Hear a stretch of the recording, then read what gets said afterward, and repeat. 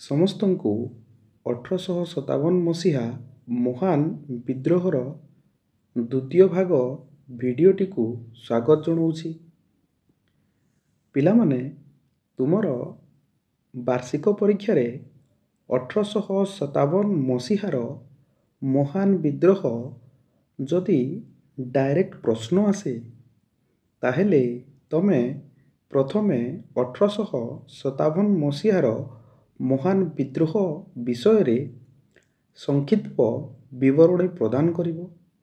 ତାପରେ 1857 ମସିହାର ମହାନ ବିଦ୍ରୋହର ସ୍ୱରୂପ ବିଷୟରେ ଲେଖିବ। ତାପରେ ଏହି ମହାନ ବିଦ୍ରୋହର କାରଣ ଗୁଡ଼ିକ କ'ଣ କ'ଣ ଥିଲା ତାର ବିଷୟରେ ଲେଖିବ। ଏହି ମହାନ ବିଦ୍ରୋହର ଅଗ୍ରଗତି କେମିତି ହେଲା ତାର ବିଷୟରେ ଲେଖିବ। ବିଦ୍ରୋହର ନେତୃତ୍ୱ କିଏ କିଏ କେଉଁ କେଉଁ ସ୍ଥାନରେ ନେଇଥିଲେ ତାର ବିଷୟରେ ଲେଖିବ। ତା ସହିତ ପିଲାମାନେ, ଇଂରେଜମାନେ ଏହି 1857 ମସିହାର ମହାନ ବିଦ୍ରୋହକୁ କେମିତି ଦମନ କଲେ ତାର ବିଷୟରେ ଲେଖିବ ଏବଂ ପରିଶେଷରେ ଏହି 1857 ମସିହାର ମହାନ ବିଦ୍ରୋହର ଫଳାଫଳ ଲେଖି ତମେ ତୁମର ପ୍ରଶ୍ନର ଉତ୍ତରଟିକୁ ସମ୍ପୂର୍ଣ୍ଣ କରିବ। ପିଲାମାନେ, ଆମେ 1857 ମସିହାର ମହାନ ବିଦ୍ରୋହର ପ୍ରଥମ ଭାଗ ଭିଡ଼ିଓରେ 1857 ମସିହାର ମହାନ ବିଦ୍ରୋହ ବିଷୟରେ ପଢ଼ି ସାରିଛେ।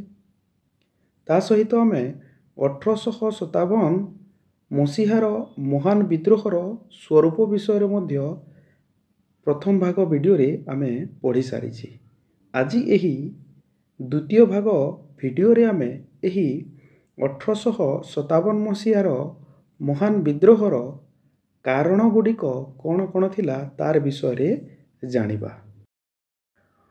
1857 ମସିହା ମହାନ ବିଦ୍ରୋହର କାରଣ। 1857 ମସିହା ମହାନ ବିଦ୍ରୋହର କାରଣ ଅନେକ ଗୁଡ଼ିଏ ଅଛି ପିଲାମାନେ, କିନ୍ତୁ ଏଠାରେ ଯେଉଁ 7ଟି କାରଣ ଦିଆଯାଇଛି, ଏହି କାରଣ ଗୁଡ଼ିକ ହେଉଛି 1857 ମସିହା ମହାନ ବିଦ୍ରୋହର ମୁଖ୍ୟ କାରଣ ଗୁଡ଼ିକ। 1857 ମସିହା ମହାନ ବିଦ୍ରୋହର କାରଣ ଗୁଡ଼ିକ ହେଉଛି ରାଜନୈତିକ କାରଣ, ପ୍ରଶାସନିକ କାରଣ, ସାମାଜିକ କାରଣ, ଅର୍ଥନୈତିକ କାରଣ, ଧର୍ମଗତ କାରଣ, ସାମରିକ କାରଣ ଏବଂ ପରିଶେଷରେ ଆଶୁ କାରଣ। ଏହି ସମସ୍ତ କାରଣ ପାଇଁ 1857 ମସିହା ମହାନ ବିଦ୍ରୋହ ହୋଇଥିଲା। ତ ଚାଲ ପିଲାମାନେ, ବର୍ତ୍ତମାନ ଆମେ ଏହି 7ଟି କାରଣ ଗୁଡ଼ିକୁ ଗୋଟି ଗୋଟି କରି ପଢ଼ିବା ଏବଂ ଜାଣିବା। 1857 ମସିହାର ମହାନ ବିଦ୍ରୋହର କାରଣ। ପ୍ରଥମ କାରଣଟି ହେଉଛି ରାଜନୈତିକ କାରଣ। ବଙ୍ଗରେ 1765 ମସିହାରେ ରବର୍ଟ କ୍ଲାଇଭ ଦ୍ୱୈତ ଶାସନ ପ୍ରଚଳନ କଲେ। ଲର୍ଡ ୱେଲସଲି ସାମନ୍ତ ସନ୍ଧି ପ୍ରଥା 1798 ମସିହାରେ ଭାରତରେ ପ୍ରଚଳନ କଲେ ଏବଂ ଲର୍ଡ ୱେଲସଲି ତାଙ୍କର ଦ୍ୱାରା ପ୍ରଚଳିତ ସାମନ୍ତ ସନ୍ଧି ପ୍ରଥା ମାଧ୍ୟମରେ ସେ ଭାରତର ଅନେକ ରାଜ୍ୟକୁ ଇଷ୍ଟ ଇଣ୍ଡିଆ ସାମ୍ରାଜ୍ୟ ସହିତ ମିଶ୍ରଣ କଲେ, ଯେମିତିକି ଅଯୋଧ୍ୟା, ହାଇଦ୍ରାବାଦ, ତାଞ୍ଜୋର, କର୍ଣ୍ଣାଟକ ଆଦି ରାଜ୍ୟକୁ ଲର୍ଡ ୱେଲସଲି ସାମନ୍ତ ସନ୍ଧି ପ୍ରଥା ମାଧ୍ୟମରେ ଇଷ୍ଟ ଇଣ୍ଡିଆ କମ୍ପାନୀର ସାମ୍ରାଜ୍ୟଭୁକ୍ତ କଲେ। ହାଇଦ୍ରାବାଦ ହେଉଛି ପ୍ରଥମ ରାଜ୍ୟ ଯିଏକି ଏହି ସାମନ୍ତ ସନ୍ଧି ପ୍ରଥାକୁ ଗ୍ରହଣ କରିଥିଲା। ସାମନ୍ତ ସନ୍ଧି ପ୍ରଥା କାହାକୁ କୁହାଯାଏ? ଏହି ରାଇଟ୍ ସାଇଡ଼ରେ ଲେଖା ହେଇଛି ପିଲାମାନେ, ଦେଖ।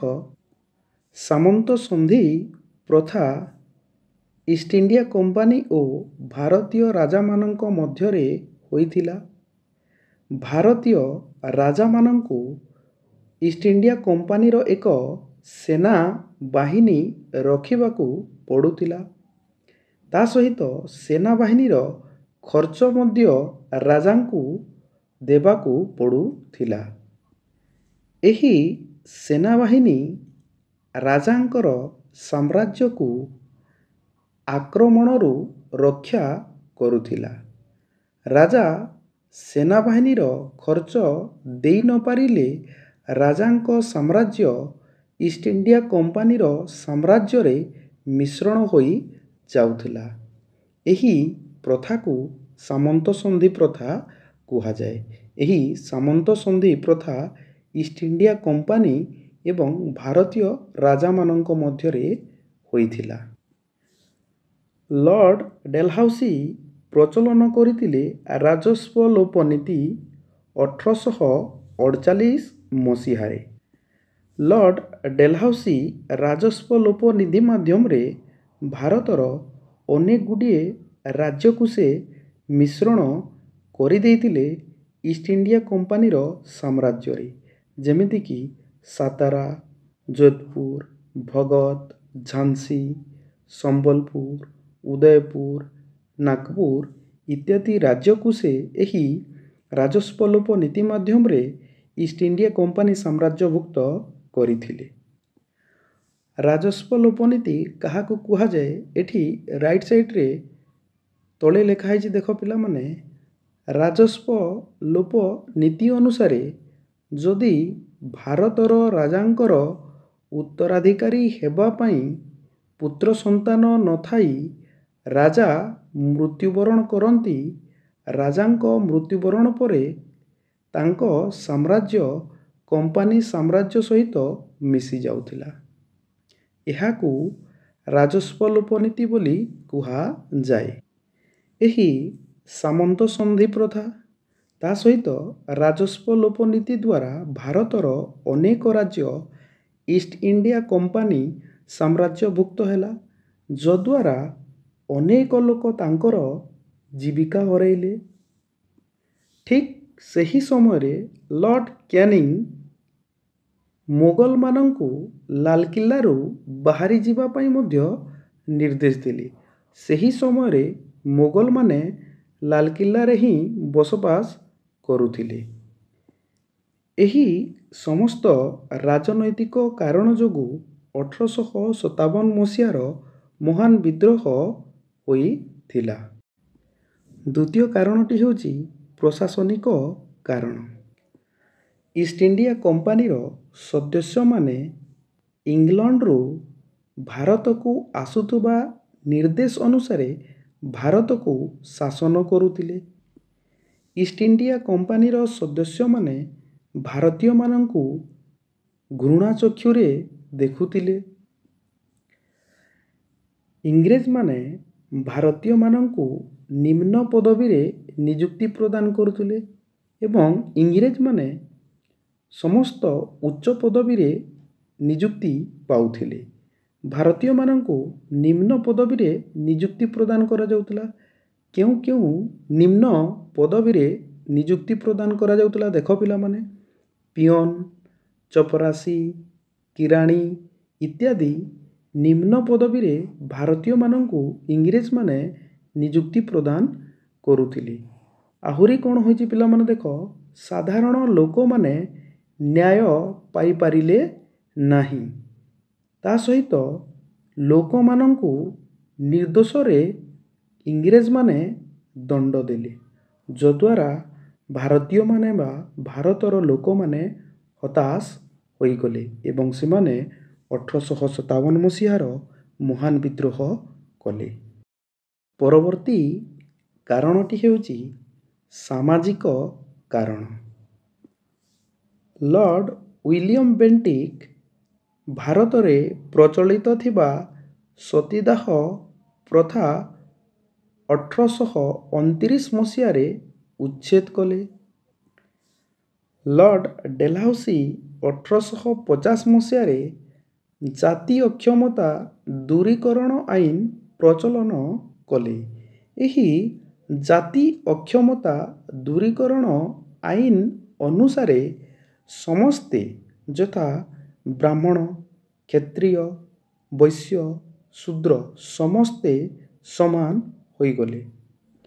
ଆହୁରି କ'ଣ ହେଇଛି ଦେଖ ପିଲାମାନେ, ଲର୍ଡ଼ ଡେଲହାଉସି 1856 ମସିହାରେ ବିଧବା ପୁନର୍ବିବାହ ଆଇନ ପ୍ରଣୟନ କଲେ। ଏହି ବିଧବା ପ୍ରଥା ମଧ୍ୟ ଭାରତର ଏକ ପ୍ରଥା ଥିଲା, କିନ୍ତୁ ଲର୍ଡ଼ ଡେଲହାଉସି 1856 ମସିହାରେ ବିଧବା ପୁନର୍ବିବାହ ପ୍ରଥା ବା ଆଇନ ପ୍ରଣୟନ କଲେ। 1835 ମସିହାରେ ଲର୍ଡ଼ ମେକଲେଙ୍କ ଇଂରାଜୀ ଶିକ୍ଷା ପଦ୍ଧତି ଲର୍ଡ଼ ୱିଲିୟମ ବେଣ୍ଟିକ୍ ପ୍ରଚଳନ କଲେ। ଶିକ୍ଷା କ୍ଷେତ୍ରରେ ଉନ୍ନତି ଆଣିବା ପାଇଁ ଲର୍ଡ଼ ଡେଲହାଉସି 1854 ମସିହାରେ ଉଡ୍ ସନନ୍ଦ ପ୍ରଚଳନ କଲେ। ଇଂରେଜମାନଙ୍କର ଏହି ସାମାଜିକ ପଦକ୍ଷେପ ଗୁଡ଼ିକ ଯୋଗୁଁ ଭାରତର ସାଧାରଣ ଜନତାଙ୍କର ଜୀବିକା ନଷ୍ଟ ହେବ ବୋଲି ଭାରତର ସାଧାରଣ ଜନତା ଭାବିଲେ। ଭାରତର ଶିକ୍ଷା ବ୍ୟବସ୍ଥାରେ ମୂଳଦୁଆ ଭୁଷୁଡ଼ି ପଡ଼ିବ ବୋଲି ଭାବିଲେ। ତା ସହିତ ଲର୍ଡ଼ ଡେଲହାଉସିଙ୍କ ସଂସ୍କାରବାଦୀ କାର୍ଯ୍ୟ ପାଇଁ ଭାରତୀୟ ସମାଜର ମୂଳଦୁଆ ଦୋହଲାଇ ଯିବ ବୋଲି ଭାବି ଭାରତୀୟମାନେ 1857 ମସିହା ମହାନ ବିଦ୍ରୋହ ଆରମ୍ଭ କଲେ। ପରବର୍ତ୍ତୀ କାରଣଟି ହେଉଛି ଅର୍ଥନୈତିକ କାରଣ।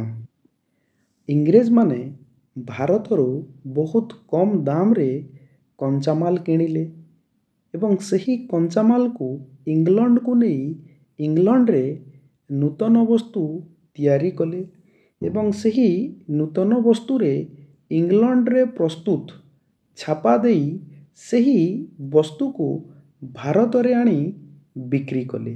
ଭାରତରେ ପୁଣି ସେହି ବସ୍ତୁକୁ ଚଢ଼ା ଦରରେ ସେମାନେ ବିକ୍ରି କଲେ ଏବଂ ଲାଭବାନ ହେଲେ।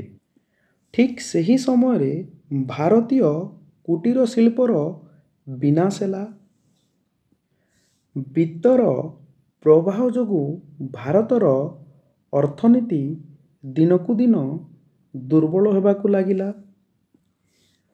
ଚିରସ୍ଥାୟୀ ବନ୍ଦୋବସ୍ତ ପ୍ରଥାରେ ଜମିଦାରମାନଙ୍କୁ ସମସ୍ତ କ୍ଷମତା ପ୍ରଦାନ କରାଯାଇଥିଲା ଏବଂ ଜମିଦାରମାନେ କୃଷକମାନଙ୍କୁ ସେହି ଚିରସ୍ଥାୟୀ ବନ୍ଦୋବସ୍ତ ମାଧ୍ୟମରେ ଶୋଷଣ କଲେ। ରାଜସ୍ୱ ଲୋପନୀତି ମାଧ୍ୟମରେ ଲର୍ଡ଼ ଡେଲହାଉସି ପ୍ରଜାମାନଙ୍କୁ ଲୁଟିଲେ।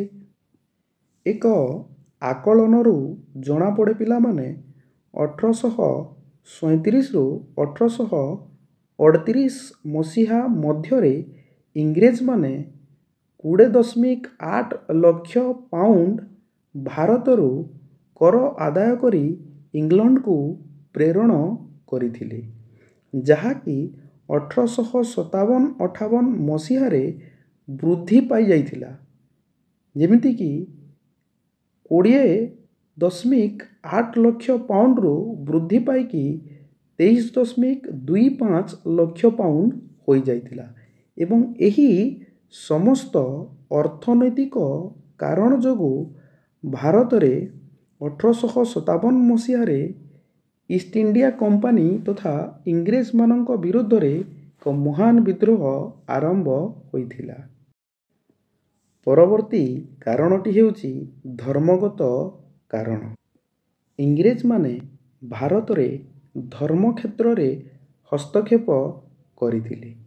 ଇଂରେଜମାନେ ଭାରତରେ ଖ୍ରୀଷ୍ଟ ଧର୍ମର ପ୍ରଚାର ପ୍ରସାର କରିବାକୁ ଚେଷ୍ଟା କରିଥିଲେ। ଇଂରେଜମାନେ ଭାରତରେ 1856 ମସିହାରେ ଧର୍ମୀୟ ଅକ୍ଷମତା ଆଇନ ପ୍ରଣୟନ କରିଥିଲେ।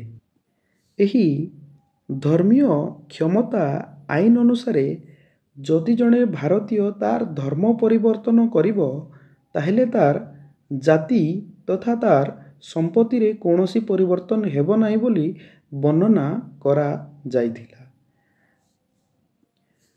ଲର୍ଡ଼ କ୍ୟାନିଂ ଏହି ଧର୍ମୀୟ ଅକ୍ଷମତା ଆଇନକୁ କଡ଼ାକଡ଼ି ଭାବେ ପାଳନ କରିଥିଲେ।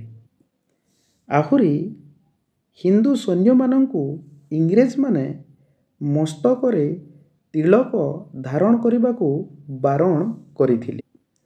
ଇଂରେଜମାନେ ହିନ୍ଦୁ ସୈନିକମାନଙ୍କୁ ଭାରତର ସୀମା ଲଙ୍ଘନ କରିବା ତଥା ସମୁଦ୍ର ଯାତ୍ରା କରିବା ପାଇଁ ବାଧ୍ୟ କରୁଥିଲେ। ସେହି ସମୟରେ ଭାରତରେ ପ୍ରଚଳିତ ଥିବା ପ୍ରଥା ଅନୁସାରେ ଭାରତର ଯେଉଁ ନାଗରିକ ସୀମା ଲଙ୍ଘନ କରନ୍ତି ବା ସମୁଦ୍ର ଯାତ୍ରା କରନ୍ତି ତାଙ୍କର ଜାତି ନଷ୍ଟ ହୋଇଥାଏ, ତାଙ୍କୁ ସାମାଜିକ ବାସନ୍ଦ ମଧ୍ୟ କରାଯାଇଥାଏ। ତେଣୁକରି ହିନ୍ଦୁ ସୈନିକମାନେ ଭାରତର ସୀମା ଲଙ୍ଘନ ଓ ସମୁଦ୍ର ଯାତ୍ରା କରିବାକୁ ପସନ୍ଦ କରୁନଥିଲେ। ଏହି ସମସ୍ତ ଧର୍ମଗତ କାରଣ ପାଇଁ ଭାରତରେ 1857 ମସିହାରେ ମହାନ ବିଦ୍ରୋହ ଆରମ୍ଭ ହୋଇଥିଲା। 1857 ମସିହା ମହାନ ବିଦ୍ରୋହର ଅନ୍ୟ ଏକ ମୁଖ୍ୟ କାରଣ ହେଲା ସାମରିକ କାରଣ। ଇଂରେଜ ସେନାବାହିନୀରେ ମୁଖ୍ୟତଃ ଭାରତୀୟ ସୈନ୍ୟମାନେ ଅଧିକ ଥିଲେ। ଯେହେତୁ ଭାରତୀୟ ସୈନ୍ୟମାନେ ଅଧିକ ଥିଲେ, ସୈନ୍ୟମାନଙ୍କର ପଦୋନ୍ନତି ହେବା ନିହାତି ଜରୁରୀ। କିନ୍ତୁ ଇଂରେଜମାନେ ଭାରତୀୟ ସୈନ୍ୟମାନଙ୍କର ପଦୋନ୍ନତି କରୁନଥିଲେ ବା ଭାରତୀୟ ସୈନ୍ୟମାନଙ୍କର ପଦୋନ୍ନତିର ଆଶା ନଥିଲା। ଆହୁରି ବଡ଼ ଦୁଃଖର କଥା ହେଲା ଯେ ଭାରତୀୟ ସୈନ୍ୟମାନେ କଷ୍ଟରେ ହାବିଲଦାର ପଦବୀରେ ନିଯୁକ୍ତି ପାଉଥିଲେ। ଇଂରେଜମାନେ ଏ ଭାରତୀୟ ସୈନ୍ୟମାନଙ୍କ ପାଇଁ ଅପମାନ ସୂଚକ ଶବ୍ଦଗୁଡ଼ିକ ବ୍ୟବହାର କରୁଥିଲେ, ଯେମିତି ସାଲା, ସୁଅର କା ବଚ୍ଚା ଇତ୍ୟାଦି। 1856 ମସିହାରେ ଲର୍ଡ କ୍ୟାନିଂ ସାଧାରଣ ଚାକିରି ପଞ୍ଜୀକରଣ ଆଇନ ପ୍ରଣୟନ କଲେ ବେଙ୍ଗଲରେ ଏବଂ ଏହି ସାଧାରଣ ଚାକିରି ପଞ୍ଜୀକରଣ ଆଇନ ମାଧ୍ୟମରେ ଲର୍ଡ କ୍ୟାନିଂ ବଙ୍ଗର ସୈନ୍ୟମାନଙ୍କୁ ବାହାରକୁ ପ୍ରେରଣ କଲେ। ହିନ୍ଦୁ ଏବଂ ମୁସଲମାନ ସୈନିକମାନେ ନିଜ ନିଜ ମଧ୍ୟରେ ରୋଟି ଏବଂ ପଦ୍ମଫୁଲ ବିତରଣ କଲେ। ଏହି ରୋଟି ଏବଂ ପଦ୍ମଫୁଲ ଏହି ହିନ୍ଦୁ ତଥା ମୁସଲମାନ ସୈନ୍ୟମାନଙ୍କ ମଧ୍ୟରେ ଏକତା ସୃଷ୍ଟି କରିଥିଲା ଏବଂ ଏହି ସମସ୍ତ ସାମରିକ କାରଣଗୁଡ଼ିକ ଦାୟୀ ହୋଇଥିଲା 1857 ମସିହା ମହାନ ବିଦ୍ରୋହ ପାଇଁ। 1857 ମସିହା ମହାନ ବିଦ୍ରୋହର ଆଶୁ କାରଣ। 1857 ମସିହା ମହାନ ବିଦ୍ରୋହର ଆଶୁ କାରଣଟି ହେଉଛି ଏନଫିଲ୍ଡ ବନ୍ଧୁକର ପ୍ରଚଳନ। ଏନଫିଲ୍ଡ ବନ୍ଧୁକ ପ୍ରଚଳନ ହେବା ପୂର୍ବରୁ ବା ତାର ଆଗରୁ ବ୍ରାଉନ ବେସ୍ ବନ୍ଧୁକକୁ ବ୍ୟବହାର କରୁଥିଲେ। ଏଠି ଯେଉଁ ଫଟୋଚିତ୍ରଟି ଦେଖୁଛ ପିଲାମାନେ ଉପରେ, ଏହି ଫଟୋଚିତ୍ରଟି ହେଉଛି ଏନଫିଲ୍ଡ ବନ୍ଧୁକ। ଏହି ଏନଫିଲ୍ଡ ବନ୍ଧୁକକୁ ପ୍ରଥମେ ପ୍ରୟୋଗ କରାଯାଇଥିଲା ଦମଦମ ଠାରେ, ଅମ୍ବାଲା ଠାରେ, ତା ସହିତ ସିଆଲକୋଟ ଠାରେ। ଦମଦମ ପିଲାମାନେ ବର୍ତ୍ତମାନର ୱେଷ୍ଟବେଙ୍ଗଲ ବା ପଶ୍ଚିମବଙ୍ଗରେ ଅବସ୍ଥିତ। ଅମ୍ବାଲା ବର୍ତ୍ତମାନର ଭାରତର ହରିୟାଣା ରାଜ୍ୟରେ ଅବସ୍ଥିତ ଏବଂ ସିଆଲକୋଟ ପାକିସ୍ତାନଠାରେ ଅବସ୍ଥିତ। ଇଂରେଜମାନେ ଏହି ଏନଫିଲ୍ଡ ବନ୍ଧୁକକୁ ପ୍ରଥମେ ପ୍ରୟୋଗ କରିଥିଲେ ଦମଦମ ଠାରେ, ଅମ୍ବାଲା ଠାରେ, ସିଆଲକୋଟ ଠାରେ। ଏନଫିଲ୍ଡ ବନ୍ଧୁକରେ ଗୁଲି ଭର୍ତ୍ତି କରିବାକୁ ହେଲେ ଭାରତୀୟ ସୈନ୍ୟମାନଙ୍କୁ ଏହି ଏନଫିଲ୍ଡ ଗୁଳି ଯେଉଁ ଖୋଳରେ ଥାଏ ତାର ଅଗ୍ରଭାଗକୁ ନିଜର ଦାନ୍ତରେ ଛିଣ୍ଡାଇ ସେହି ଖୋଳରୁ ଗୁଳି ବାହାର କରି ଗୁଳିଟିକୁ ବନ୍ଧୁକରେ ଭର୍ତ୍ତି କରିବାକୁ ପଡ଼ୁଥିଲା ଏବଂ ସେହି ଗୁଳିର ଖୋଳଟି ଗାଈ ଏବଂ ଘୁଷୁରୀର ଚର୍ବିରେ ତିଆରି ହୋଇଥିଲା। ଏଠି ଯେଉଁ ତଳେ ଫଟୋ ଚିତ୍ର ଦିଆହେଇଛି ପିଲାମାନେ ଦେଖ। ଏହି ଫଟୋ ଚିତ୍ରଟା ହେଉଛି ସେହି ଖୋଳ। ଏହି ଖୋଳ ଭିତରେ ହିଁ ଏନଫିଲ୍ଡ ବନ୍ଧୁକର ଗୁଳି ଅଛି। ହିନ୍ଦୁ ସୈନ୍ୟମାନେ ଗାଈକୁ ଗୋମାତା ବୋଲି ମାନୁଥିଲେ। ଠିକ୍ ସେହି ସମୟରେ ମୁସଲମାନ ସୈନ୍ୟମାନେ ଘୁଷୁରିକୁ ଘୃଣା କରୁଥିଲେ। ଯେତେବେଳେ ସୈନ୍ୟମାନେ ଜାଣିଲେ ଯଦି ସେମାନେ ସେହି ଗାଈ ଏବଂ ଘୁଷୁରିର ଚର୍ବିକୁ ନିଜ ଦାନ୍ତରେ ଛିଣ୍ଡାଇ ଦେବେ ତାହେଲେ ତାଙ୍କର ଜାତି ଚାଲିଯିବ। ସେଥିପାଇଁ ସେମାନେ ଏହି ବନ୍ଧୁକକୁ ବ୍ୟବହାର କରିବା ପାଇଁ ମନା କରିଦେଲେ। କିନ୍ତୁ ଇଂରେଜମାନେ ଭାରତୀୟ ସୈନ୍ୟମାନଙ୍କୁ ଏହି ଏନଫିଲ୍ଡ ବନ୍ଧୁକ ବ୍ୟବହାର କରିବାକୁ ବାଧ୍ୟ କଲେ, ଯଦ୍ୱାରା ସିପାହୀମାନେ ଏହି 1857 ମସିହା ମହାନ ବିଦ୍ରୋହ ଆରମ୍ଭ କଲେ।